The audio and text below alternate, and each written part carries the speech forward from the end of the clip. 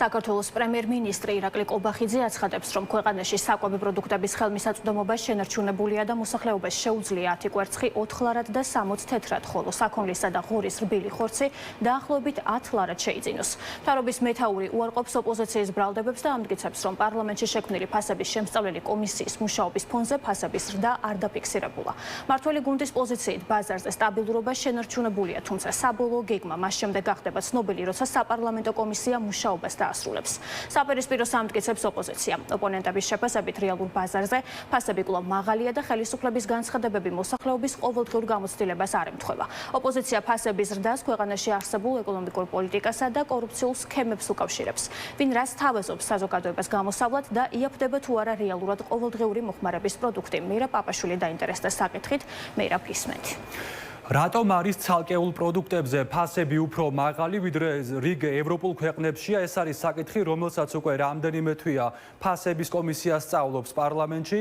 დიდი ალბათობით მას შემდეგ, რაც მუშაობა დასრულდება, დაიდება დასკვნა, გაიცემა რეკომენდაციები და ამის შემდეგ, როგორც დაპირება, მთავრობა იმუშავებს, რომ აღმოიფხვრას ის პრობლემები, რომლებიც მათივე განცხადებით მოქმედებს მაღალ ფასზე.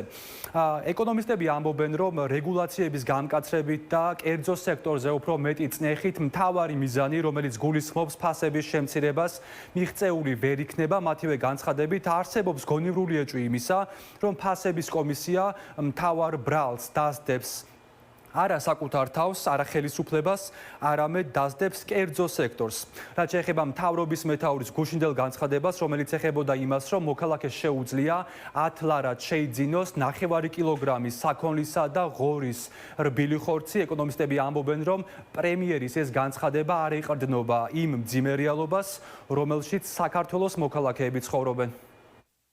როგორც ჩანს, კარგად არ ესმის იმ ხალხის უკმაყოფილება ხელისუფლებას, რომელიც ყოველდღიურად ცდილობს, რომ შეიძინოს სხვა სურსათი უკვე გაზვირებულ ფასად და მით უმეტეს იმ ფონზე, როდესაც ძალიან ბევრი ოჯახი საერთოდ ვერ ახერხებს თვიდან თვემდე ხორცის შეძენას. ჯერ კიდევ დეკემბერში, როდესაც ამაზე დაიწყო საუბარი, ჩვენ ვამბობდით, მე ყოველ შემთხვევაში ვამბობდი, რომ ამ მეთოდებით, კომისიებით ფასების შემცირება ვერ მოხერხდება.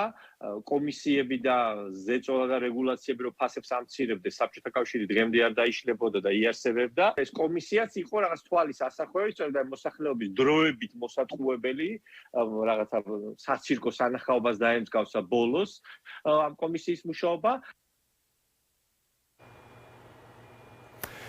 მთავრობის მეთაურის გუშინდელი განცხადების შემდეგ დღეს ხელისუფლების ოპონენტებმა გამართეს ბრიფინგები, გამოეხმაურნენ ამ განცხადებას და თქვეს, რომ საუბარი იმაზე თითქოს სადმე 9 კილოგრამი ხორცი ღირს 10 ლარი არის манипуляცია და რომ მათი განცხადებით ახლა პრემიერი ცდილობს, რომ შეცდომაში შეიყვანოს ისედაც ღარიბი მოქალაქეები. თავის მხრივ მმართველ გუნდში ამბობენ, რომ რადგან პრემიერმა ამგვარი რამ თქვა, ეს ნიშნავს იმას, რომ მსგავსი ობიექტური ინფორმაცია მთავრობის აპარატს გააჩნია. რაც შეეხება კომისიის მუშაობას, როგორც მმართველ გუნდში ამბობენ, ხელისუფლების მთავარი მიზანი არის ფასების რეგულირება, რომ უფრო ნაკლები წნეხი იყოს მოქალაქეებზე, მათივე მტკიცებით, ეს მთავარი მიზანი საბოლოო ჯამში მიღწეული იქნება. იქნება ძალიან შინაარსობრივი დასკვნა იმასთან დაკავშირებით, როგორ არის საქართველოში ფასის წარმოქმნა, სად გვაქვს ობიექტური მოცემულობები, სად შეიძლება რაიმე სუბიექტური იყოს, რა შეიძლება გამოსწორდეს და ასე შემდეგ. ჩვენ უნდა თავარი ამოცანა იყო, რომ გაცემულიყო კითხვაზე პასუხი ამ თემის გარშემო, რაც შეეხება საქართველოში ფასებს პროდუქტებზე, როდესაც ყოველთვის არის ხოლმე სხვადასხვა ინტენსივობით საუბარი, ბოლო-ბოლო კონდეს კომპეტენტური აზრი. ირაკლი კობახიძე არასდროს არ ამბობს რაღაცას, რაშიც დარწმუნებული არ არის. ამ შემთხვევაში მას დეტალურად აქვს შესწავლილი და მის იმ ჯგუფს, რომელიც ამ თემაზე მუშაობს, ამიტომ გარწმუნებთ, რაც თქვა, ეს ის რეალობა არის, რაც არის, თუმცა თავისთავად სხვადასხვა ბაზარზე, სხვადასხვა სავაჭრო ქსელში, სხვადასხვა მოცემულობაში ეს შესაძლოა განსხვავდებოდეს, ამიტომ манипуляცია არის, როდესაც აი ეს საკითხი თითქოს განზოგადებულად გაგვაქვს.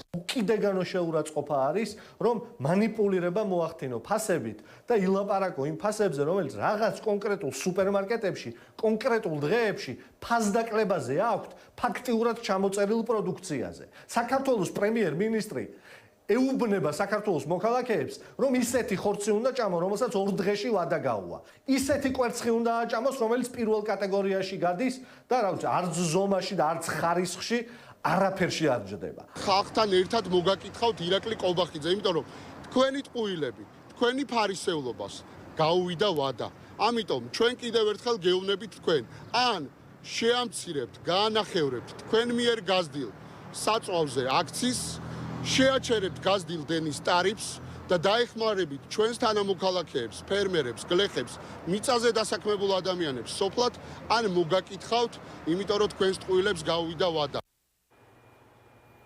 ფასების კომისია პარლამენტში რამდენიმე თვეა რაც მუშაობს, ხელისუფლების ოპონენტები ამბობენ, რომ აი ამ დროის განმავლობაში ფასები არათუ შემცირდა, არამედ ყოველდღიურად იზრდება. თავის მხრივ მმართველი გუნდი განმარტავს, რომ ინფლაციური პროცესები შეჩერებულია და ინფორმაცია თითქოს ფასები კიდევ უფრო მეტად იზრდება, არის სიცრუე.